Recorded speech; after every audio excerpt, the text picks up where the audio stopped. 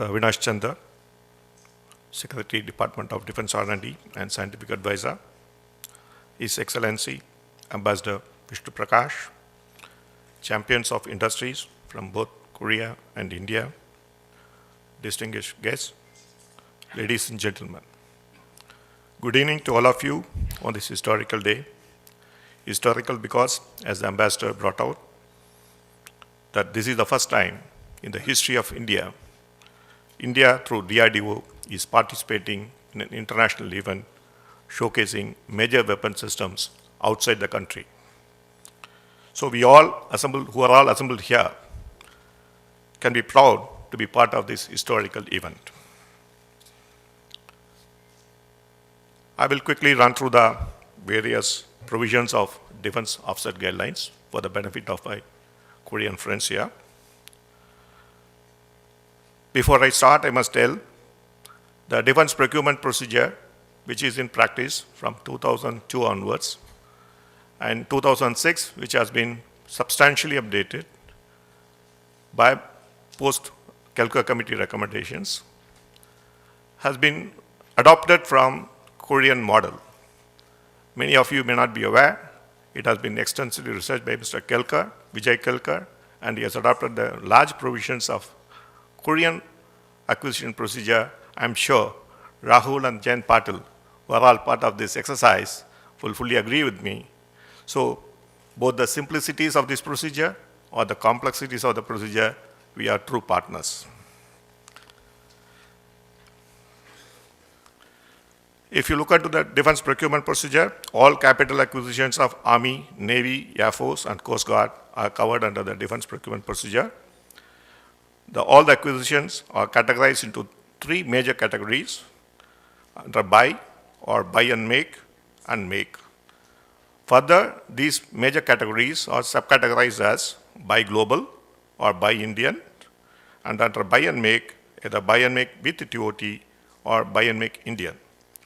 Make again has got two categories, make by industry and make with maturity technology. It also takes into account induction of DRDO developed systems, not the development. For development of DRDO systems, we have an internal procedure. We don't follow the defense procurement procedure. Post-development, we go through that defense acquisition process for the production orders of DRDO developed systems. The defense procurement procedure also covers the fast-track acquisition, shipbuilding, and defense offset guidelines is part of these provisions.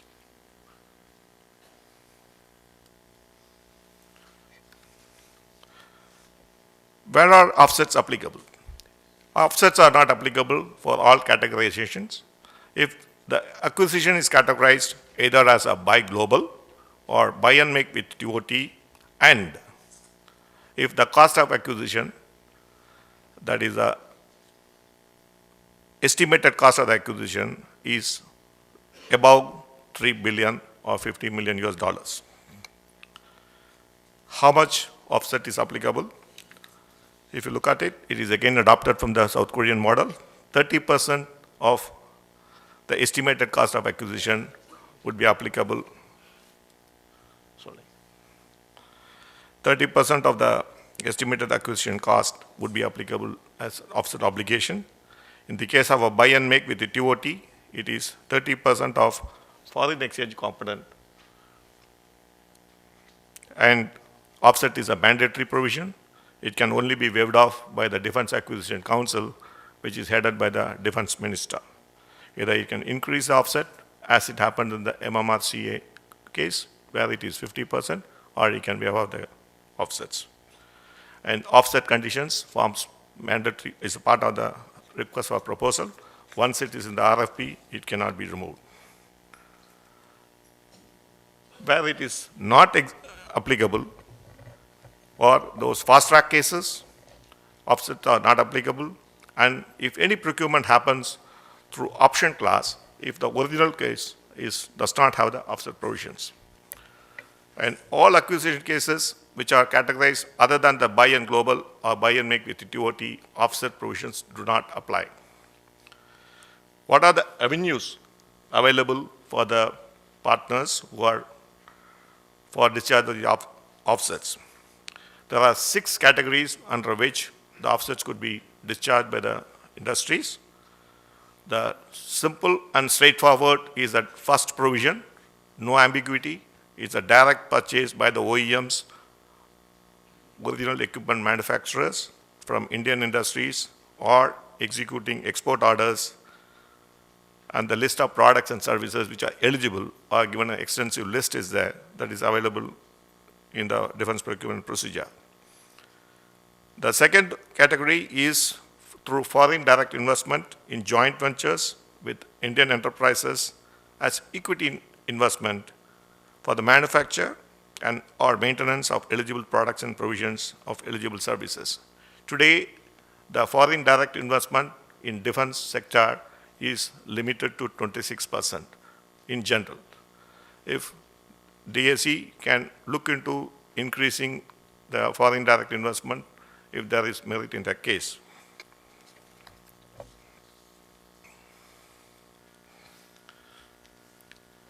In addition, investment in kind, both as a non-equity route for the establishing joint ventures, because it recognizes the knowledge which is required to manufacture the equipment will be an essential component, and this time the offset provisions gives credit to that one, but the condition, there are certain conditions applies if you wanted to apply these provisions for your offset obligations. That's the TOT must cover the complete documentation. You cannot have a licensing fee. A licensing fee, you have to forego that one. In lieu of license fee, you must have ensure that one, the TOT must cover all documentation, training, and consultancy required for the full TOT, but no civil infrastructure will be allowed, permitted under this. And the TOT should be provided without license fee, and there should be no restriction on domestic production, sale, or export. And the entire investment is not taken into account, only the 10% of the value as a buyback. There has to be a buyback which take place, 10% of the buyback would be taken as the credit for this investment in kind, which comes through a non-equity route. The next opportunity is to investment in kind as a non-equity route to Indian offset partners by providing equipment and machinery. It is for the plant and equipments and machinery for the manufacture and for maintenance of eligible products and provisions. Again, the TOT and civil infrastructure and second-hand equipment are not eligible under this category. There are additional conditions applied to ensure that one, it does not use as a dumping ground of obsolete equipment in the name of TOT or the investment in kind. So the OEM will have to require to buy back minimum 40% of the equipment, 40% by value within the permissible pay rate. If it doesn't happen, you do not get any credit for this provision.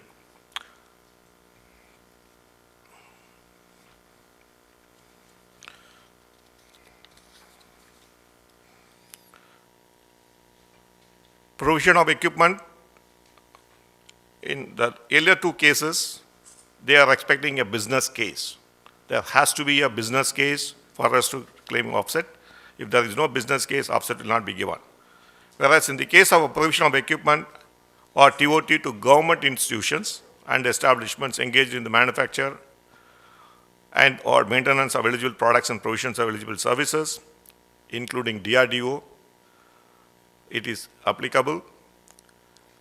It includes augmenting capacity for research, design and development, training and education, but no civil infrastructure will be allowed. In this case, there is no mandatory buyback provisions. The new category which has been introduced in the defense offset guidelines, recently introduced, is the technology acquisition, which is called TA, by DRDO in areas of high technology listed by DRDO in our website, and this will be periodically updated as we acquire, as we also develop. In these cases, a multiplier of minimum 2 and maximum 3 are applicable. If the technology acquisition proposal is accepted and approved by the scientific advisor to the defense minister. A technology assessment committee is constituted by DRDO, who will process those applications. And the technology acquisition cases, there is no mandatory buyback conditions. My directorate in DRDO will be the nodal agency for all matters related to technology acquisition by DRDO. Who can be the Indian offset partners? The Indian enterprises, institutions, and establishments engaged in the manufacture of eligible products and or provisions of eligible services, including DRDO, are referred as Indian offset partner. The IOPs, the choice of IOP is left to the OEM. There is no compulsion for you to go to XYZ. It is your choice. Whom do you want to select as an IOP, depending upon what kind of services you would like to offer. Only you have to ensure that Indian partner is not barred from doing business with the government. We have also given a multiplier of 1.5 if the Indian offset partner is a medium, small, and micro, medium, and small, medium enterprises. MSME has been defined in the defense procurement procedure. You can refer to that one. It is the standard Government of India provisions. Banking has been allowed, but banking has been allowed only for the 4 categories, not for the investment, that is investment in government infrastructure or the technology acquisition. However, you can't discharge the entire banked offset into a single contract. Only 50% of the banked offset could be claimed against each contract. And the bank credit validity has been enhanced to 7 years from the date of acceptance by Defense Offset Management Wing, who manages under the Department of Defense Production, who is responsible for the complete offset provisions.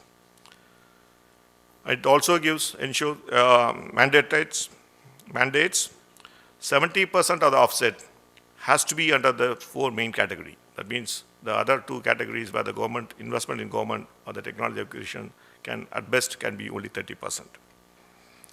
And that offset must be discharged within the period of main contract, and maximum extension possible is only 2 years.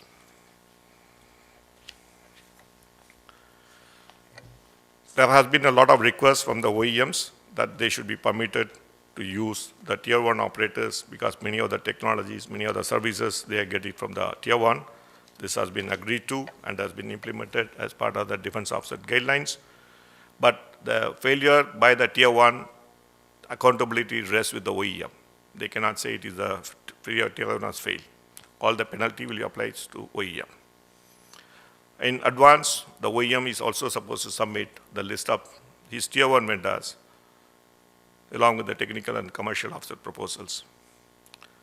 And for all the value addition which has been done, value addition will be determined by subtracting all the value of imported components and any fees or royalty paid if there is some arrangement on getting those items manufactured. And the concept of value addition will apply only for direct purchase and export of eligible products, and not all other cases.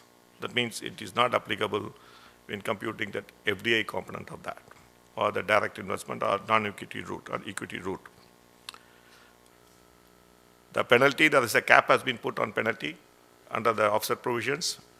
There will be a maximum cap of only 20% of the overall offset obligation imposed on non-discharge of offset.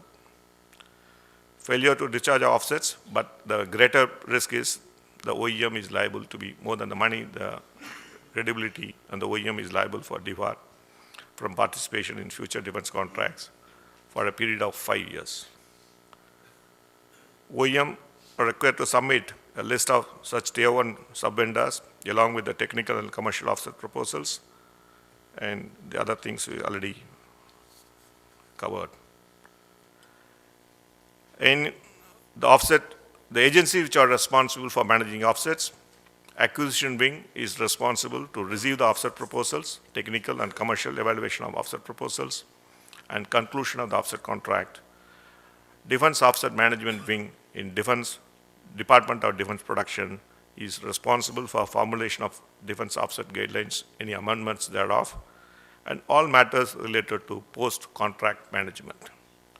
In DRDO, the offset related to technology acquisition, all matters related to technology provisions are the responsibility of DRDO. Some of the list of critical technologies which have been listed out by DRDO in our website, which will be constantly updated here. This is just to give that area. You can keep in touch with the DRDO and to get more details about what are the areas which we are looking at it. And this list will be constantly updated. You are requested to look into the DRDO website for this. Thank you.